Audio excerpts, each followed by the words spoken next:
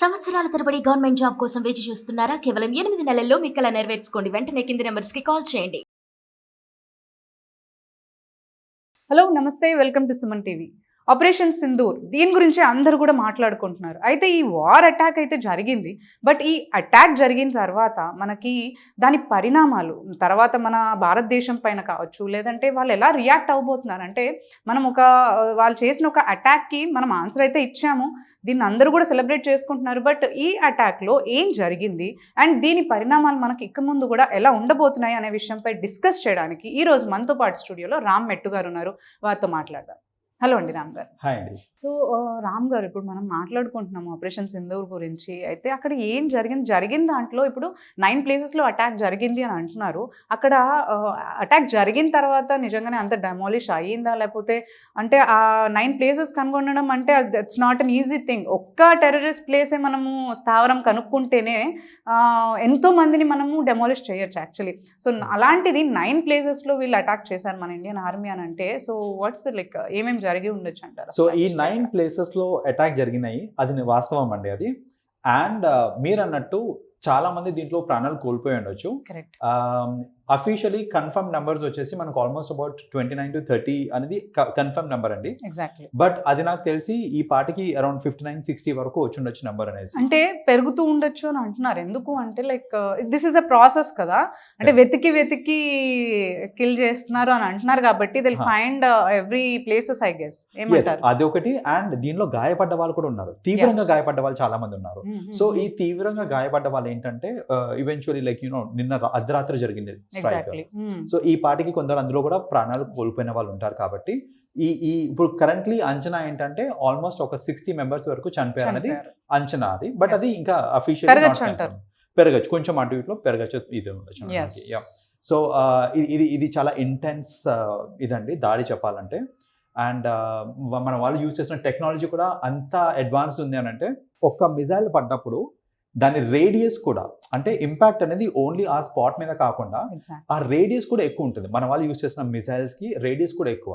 కాబట్టి ఏంటంటే ఈ పర్టికులర్ అటాక్ యొక్క ఎఫెక్టివ్నెస్ కూడా చాలా ఎక్కువ. సో డ్యామేజ్ బాగానే జరిగిందండి. ఇక వాళ్ళు ఎలా రియాక్ట్ అవుతారు అనే విషయానికి వస్తే, అదే ఇప్పుడు ఇది జరిగింది అంటే పాకిస్తాన్ వాళ్ళపైన ఈ అటాక్ ఏదైతే మనం చేసామో అది చాలా ఎఫెక్టివ్, చాలా పెద్ద అటాక్ యాక్చువల్లీ. నాకు తెలిసి వాళ్ళు కామ్గా ఉండరు, బట్ వాళ్ళు అటాక్ చేయాలని అనుకుంటారు మేబీ ఇప్పుడు కాకపోతే సమ్ టైం తర్వాత లేటర్. బట్ మీరేమంటారు, వాళ్ళకి అంత సత్తా ఉందంటారా భారతదేశం పైన? వాళ్ళు ఈక్వల్ అటాక్ చేయంతగా సత్తా ఖచ్చితంగా లేదని అసలు పొంతనే లేదు చెప్పాలంటే. మన న్యూక్లియర్ పవర్ చూసుకుంటే కనుక మన ఇండియాకి ఉన్న న్యూక్లియర్ పవర్ ఇంకా పాకిస్తాన్తో కంపేర్ చేస్తే వాళ్ళ న్యూక్లియర్ పవర్ ఫస్ట్లీ అడ్వాన్స్డ్ కాదు. రెండోది ఏంటంటే చాలా తక్కువ. వాళ్ళ దగ్గర ఉన్న న్యూక్లియర్ వెపన్స్ కానివ్వండి, వాళ్ళ దగ్గర ఉన్న రీసోర్సెస్ ఏవైతే ఉన్నాయో చాలా తక్కువ చెప్పాలంటే. అందుకే వాళ్ళు ఎక్కువగా దొంగదారులు ఉపయోగించుకుని దొంగ అటాక్లు చేస్తూ ఉంటారు. అందుకని అఫీషియల్ వార్స్ కంటే కూడా ఇప్పుడు మనం అనుకున్నట్టు ముంబై అటాక్స్ కానీ, హైజాక్స్ కానీ, బాంబ్ అటాక్స్ కానీ, మన హైదరాబాద్లో జరిగినట్టు ఇలాంటివి చేస్తూ ఉంటారు, దొంగ దెబ్బలు తీస్తూ ఉంటారు. కరెక్ట్. సో ఇప్పుడు చూడండి, వాళ్ళు చేసిన అటాక్స్ వల్ల వాళ్ళు ఒక ఫియర్ ని మాత్రం క్రియేట్ చేయగలుగుతున్నారు. అంతేగాని ఎఫెక్టివ్నెస్ చూసుకుంటే కనుక అంత ఎఫెక్టివ్ రిసోర్సెస్ లేవు వాళ్ళ దగ్గర. సో మన దగ్గర ఉన్న వాటితో కంపేర్ చేస్తే, మన రిసోర్సెస్ తో కంపేర్ చేస్తే వాళ్ళ దగ్గర ఉన్న రిసోర్సెస్ చెప్పాలంటే అసలు పొంతన కూడా లేదు. సో వాళ్ళు బై దెమ్సెల్వ్స్ వాళ్ళు అటాక్ చేయాలనుకుంటే కనుక ఖచ్చితంగా కాదు. రెండోది, ఇప్పుడు మన ఎయిర్ ఫోర్స్ ఇంకా మన నేవీ సర్వీసెస్ చూసుకుంటే కనుక చాలా వెల్ అడ్వాన్స్ టెక్నాలజీ యూజ్ చేస్తున్నారు. వాళ్ళు కనుక ఎయిర్ స్ట్రైక్ చేద్దామనేసి వాళ్ళ ఏరోప్లేన్స్ ఏమైనా ఇట్ సైడ్ వస్తున్నాయి అని అంటే కనుక ఖచ్చితంగా మన రేడార్లో డిటెక్ట్ అయ్యి వాళ్ళు అసలు ఇండియా ఎంటర్ అయ్యే ఈ బార్డర్ దగ్గర ఉన్నప్పుడే వాటిని గన్ డౌన్ చేసేస్తారు మన వాళ్ళు. అలాంటి టెక్నాలజీస్ కూడా ఉన్నాయి మనకి. మనం ఇంతకు ముందు కూడా చూసాం, వాళ్ళ నేవీ త్రూ కూడా రావడానికి ట్రై చేశారు. ఇంతకు ముందు ఒకసారి వైజాగ్ సైడ్ వద్దామని ట్రై చేశారు through submarines. So Vizag border లో ఉండగానే వాటిని మన వాళ్ళు ధ్వంసం చేశారు. సో మన టెక్నాలజీ ఏదైతే ఉందో అది చాలా గట్టిగా ఉందండి. సో ఖచ్చితంగా వాళ్ళు వచ్చి అటాక్ చేసి మనల్ని తీవ్రంగా డ్యామేజ్ చేసే స్కోప్ అయితే లేదు. అండ్ ఇప్పుడు ఈ అటాక్ ని కూడా వాళ్ళు ఫేస్ చేసే పరిస్థితుల్లో లేరు అనుకుంటాను actually. That's the reason 9 attacks జరిగాయి. అట్ ద సేమ్ టైంలో మిసైల్స్ వేసినా కానీ హెడ్ క్వార్టర్స్ అనేవి ధ్వంసం అయ్యాయి. బట్ వాళ్ళు అటాక్ చేసిన విషయాలు ఏవి మనకు బయటికి రావట్లేదు యాక్చువల్లీ. ఖచ్చితంగా వాళ్ళు నిద్రపోతున్నారండి వాళ్ళు అటాక్ చేసే టైంలో. అంటే వాళ్ళు ఎక్స్పెక్ట్ చేసి ఉండకపోవచ్చు అంటారా ఈ ప్లేసెస్ ని వాళ్ళు తీసుకుంటారా అనేది? వాళ్ళు ప్రిపేర్డ్ లేరు అంటారా యాక్చువల్లీ ఇంత త్వరగా అవుతుందని ఏమన్నా? ఖచ్చితంగా ప్రిపేర్డ్ లేరు. ఫస్ట్ ఆఫ్ ఆల్ ప్రిపరేషన్ కి రీసోర్సెస్ కావాలి వాళ్ళకి టైం కూడా కావాలి, ఏదైనా ప్రిపరేషన్ కావాలి అని. ఎగ్జాక్ట్లీ. సో మన వాళ్ళు ఏంటంటే బికాజ్ మన రీసోర్సెస్ చాలా ఎక్కువ ఉన్నాయి, మన టెక్నాలజీ బాగుంది, అండ్ మన వాళ్ళ డిటర్మినేషన్ కానీ స్ట్రెంగ్త్ కానీ చాలా ఎక్కువ కాబట్టి వాళ్ళు వితిన్ 14 days మనం రిప్లై ఇవ్వగలిగాము. సో ఇలాంటి ఆపరేషన్ చాలా జాగ్రత్తగా చేయాల్సిన ఆపరేషన్ ఇది, ఏదో అనుకొని చేసేసే టైప్ కాదు ఇది. సో అలాంటిది 14 days లో మనం ఎగ్జిక్యూట్ చేసాము ఇది అని అంటే దాట్ ఇట్ సెల్ఫ్ షోస్ అంటే మనం ఎంత పవర్ఫుల్ ఆర్మీ మనది అనేసి అదే ఒక నిదర్శన. ఎగ్జాక్ట్లీ. సో ఇప్పుడు ఇందాక మనం అనుకున్నట్టు వీళ్ళు ప్రిపేర్డ్ లేరు కాబట్టి, అంటే నా క్వశ్చన్ ఏంటంటే వాళ్ళు ఇంత త్వరగా మనం ఆన్సర్ ఇస్తామని అనుకోకపోయి ఉండొచ్చు అంటారు. వాళ్ళు అనుకోకపోయి ఉండేది, ఖచ్చితంగా అనుకోరు, ఎందుకంటే ఎవరు ఇంత ఫాస్ట్గా రియాక్ట్ అవుతారని ఎవరు అనుకోరు. రెండవది వాళ్ళ దగ్గర రీసోర్సెస్ కూడా లేవండి ఇప్పుడు చెప్పాలంటే. ఇప్పుడు మనం చూడండి, మన వాళ్ళు వాటర్ ఆపేశారు. వాటర్ ఆపేసేసరికి ప్రజలు సగం మంది సఫర్ అవడం స్టార్ట్ చేశారు. సో ఇప్పుడు వాళ్ళు ఏంటంటే వాళ్ళ ఫోకస్ మొత్తము ఈ రీసోర్సెస్ ఆపేస్తే ఇప్పుడు మనకి ఆల్టర్నేటివ్స్ ఏంటి అది ఆలోచించాలా, కామన్ మెన్ గురించి ఆలోచించాలా, మన జీడిపి అటాక్ వస్తే ప్రిపేర్డ్ గా ఉండాలా అనే దానిపైన ఆలోచించడానికి కూడా వాళ్ళకి లేదు. అండ్ మేబీ ఇంత వాళ్ళు 9 టెర్రరిస్ట్ ప్లేసెస్ ని వాళ్ళు అటాక్ చేశారు అని అంటే అసలు ఇంత కూడా వాళ్ళకి క్లూ లేకపోయి ఉండొచ్చు అనుకుంటా నాకు తెలిసి. ఎందుకంటే వాళ్ళ ఒక్క ప్లేస్ కాపాడుకుంటేనే వాళ్ళు ఎంతో మందిని కాపాడుకోవచ్చు యాక్చువల్లీ టెర్రరిస్ట్ ని. They can prepare for next attacks. Exactly. వాళ్ళ సైడ్ నుంచి అసలు జీరో రివోల్ట్, అసలు వాళ్ళ సైడ్ నుంచి రివోల్టే రాలేదు మనకి.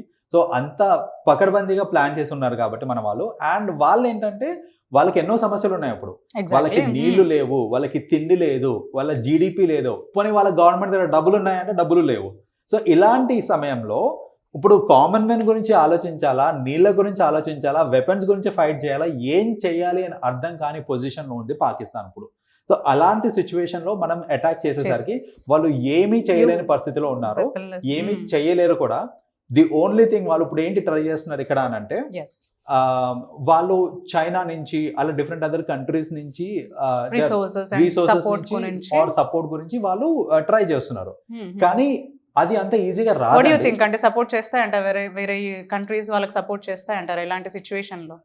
చేస్తే నాకు తెలిసి చైనా ఒకటి మాత్రం సపోర్ట్ చేసే ఛాన్సెస్ ఉన్నాయండి. ఓకే, మరి అంటే అప్పుడు మనకి ఇండియాకి అగేన్స్ట్ అయినట్టే అవుతుంది కదా. China it is always like మన వాళ్ళు ముందు నుంచి కూడా వాళ్ళు ఏంటంటే పాకిస్తాన్ కి సపోర్ట్ చేస్తారు. సో వాళ్ళు ఏంటంటే వాళ్ళు పాకిస్తాన్ కి సపోర్ట్ చేస్తే ఈ చైనా నుంచి పాకిస్తాన్ వరకు మన ఇండియన్ జోన్ కూడా కవర్ చేసేసి ఆక్యుపై చేద్దామనే దీంతోనే ఉన్నారు వాళ్ళు. సో అందుకే they always support Pakistan for the same. And ఇందాక మనం అనుకున్న అదే మనకి ఇజ్రాయెల్ కూడా మనకు సపోర్ట్ చేసింది యాక్చువల్లీ ఈ విషయం పైన అనుకోవచ్చు. ఇజ్రాయెల్ అండ్ రష్యా మనకి ఈ అటాక్ పైన చాలా మంచి సపోర్ట్ ఇచ్చింది. Israel there is an always they support Pakistan I guess. So అలాంటిది మనకు సపోర్ట్ చేసిందంటే వీ హావ్ టు డిస్కస్. అంటే ఎలాంటి కంట్రీస్ మనకి ఖచ్చితంగా సపోర్ట్ చేస్తున్నాయి అని అంటే ఆల్రెడీ టెర్రరిస్ట్ అటాక్స్ వల్ల ఎంతో కొంత నష్టపోయిన కంట్రీస్ ఏవైతే ఉన్నాయో ఆ కంట్రీస్ అన్ని కూడా ఈ పర్టికులర్ వాళ్ళు చేసిన యాక్ట్ ని ఖండిస్తూ మనకి సపోర్ట్ చేస్తుందండి. సో ఇప్పుడు మన ఇజ్రాయెల్ కానివ్వండి, ఇవన్నీ కంట్రీస్ కూడా ఏంటంటే వాళ్ళకి చాలా నష్టం జరిగింది ఈ టెర్రరిస్ట్ అటాక్స్ వల్ల, చాలా నష్టం జరిగింది ఇన్ ది పాస్ట్. సో ఇప్పుడు ఏంటంటే వాళ్ళు మనకి సపోర్ట్ చేస్తే అట్లీస్ట్ ఏంటంటే ఇలాంటి ఇప్పుడు టెర్రరిస్ట్లు అందరినీ వాళ్ళు హతమార్చేస్తే కనుక ఇంకా వాళ్ళు కూడా సేఫ్ సైడ్ ఉంటారు అనే ఒక దీంతో వాళ్ళు కూడా మనకే సపోర్ట్ చేస్తున్నారు. సో ది ఓన్లీ కంట్రీ మన చైనా ఒకటే కంట్రీ అండి పాకిస్తాన్కి సపోర్ట్ చేసే స్కోప్ ఉంది. సో వాళ్ళు కనుక సపోర్ట్ చేస్తే కొంతవరకు వాళ్ళకి బలం వస్తుంది, బట్ మనల్ని ఓడించే అంత బలం అయితే కాదు. అంటే ఇప్పుడు ఈ అటాక్ కి వాళ్ళు ప్రిపేర్ అవ్వాలంటే ఎంత టైం పడుతుంది అంటారు? మళ్ళీ వాళ్ళు మనకు ఆన్సర్ ఇచ్చేలాగా మీరు అన్నట్టు రిసోర్సెస్ గ్యాదర్ చేయాలన్నా, కంట్రీస్ నుంచి సపోర్ట్ తీసుకోవాలన్నా, లేదంటే నాకు తెలిసి అఫీషియల్ గా మీరు అన్నట్టు అఫీషియల్ వార్ అయితే వాళ్ళు చేయలేరు. మీరు అన్నట్టు వాళ్ళ దగ్గర మ్యాన్ పవర్ లేదు, రిసోర్సెస్ లేవు, సపోర్ట్ లేదు, ఏం లేదు.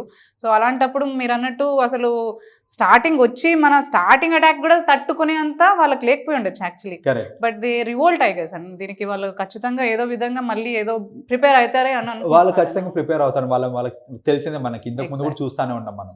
వాళ్ళు ఏంటంటే వాళ్ళు ప్రిపేర్ అవుతారు, వాళ్ళకి టైం పడుతుంది. కాకపోతే ఏంటంటే వాళ్ళు ఏదో ఒకటి చేయడానికి ట్రై చేస్తారు.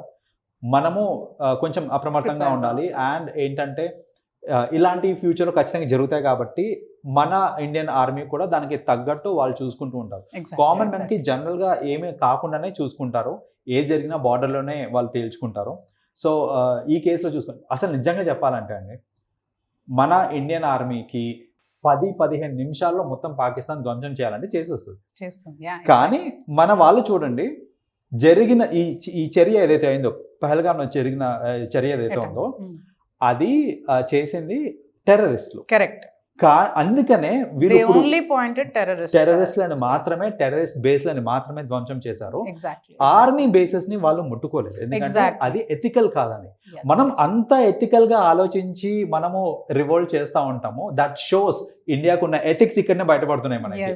కానీ వాళ్ళు తీసే దొంగ దెబ్బలు, వాళ్ళు చూస్ చేసుకున్న దొంగదారులు, ఇవన్నిటి వల్ల ఏంటంటే మనకి ఎంతో కొంత ప్రాణ నష్టం అయ్యే ఛాన్సెస్ ఉంటాయి. కాబట్టి మనం కొంచెం జాగ్రత్తగా ఉండాలి. సో కానీ ఇది కనుక రిపీట్ అయింది అని అంటే ఖచ్చితంగా ఇండియా కూడా సహనం కోల్పోతుందండి. అండ్ వాళ్ళు ఖచ్చితంగా ఇలాంటి ఆన్సర్స్ ఫర్దర్ కూడా ఇలాంటి ఆన్సర్స్ అండ్ దీనికంటే పెద్ద ఆన్సర్స్ వాళ్ళు ఫేస్ ఖచ్చితంగా ఫేస్ చేయడానికి వాళ్ళు ఉండాలి కదా. సో ఈ వార్ లో ఎక్కడైతే మనకి 9 ప్లేసెస్ లో అటాక్ అయినప్పుడు టెర్రరిస్ట్ కి సంబంధించి ఏదైనా మెయిన్ ఇంపార్టెంట్ పర్సన్స్ కానీ ఇంపార్టెంట్ ప్లేసెస్ కానీ మనకి డెమాలిష్ అయ్యాయి అని అంటారా? అంటే దీనివల్ల ఏమైనా మనకి పాజిటివ్ అని అంటారు? యాక్చువల్లీ ఏం జరిగింది అంటారు? బెల్వాపూర్ అండి, వన్ ఆఫ్ ది ప్లేసెస్ ఏదైతే ప్లేస్ అటాక్ అయిందో అందులో మసూద్ అండ్ ఫ్యామిలీ ధ్వంసం అయ్యారు అనేసి న్యూస్ అయితే వచ్చిందండి మనకి. Okay okay.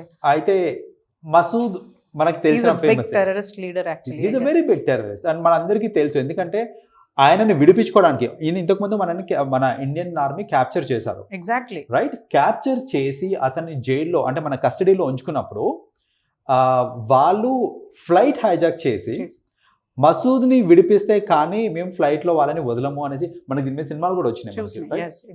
So that person Masood చాలా ఫేమస్, అందరికి ఇండియాలో అందరికీ తెలిసిన వాళ్ళు.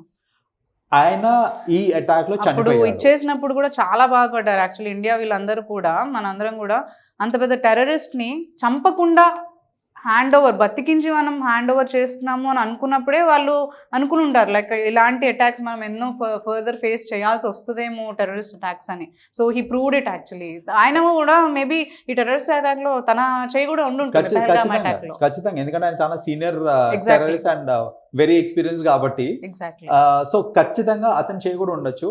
బట్ చూడండి, మన వాళ్ళు ఇచ్చిన ఆన్సర్ లో తెలుసో తెలియకో అతను కూడా ఇది అయిపోయింది. అతని ఫ్యామిలీ, ఎంటైర్ ఫ్యామిలీ, అతనే కాదు Masood and 14 members of his family మొత్తం అందరూ కూడా ఇందులో ధ్వంసం అయిపోయారు అనేసి న్యూస్ వచ్చింది అనేసి.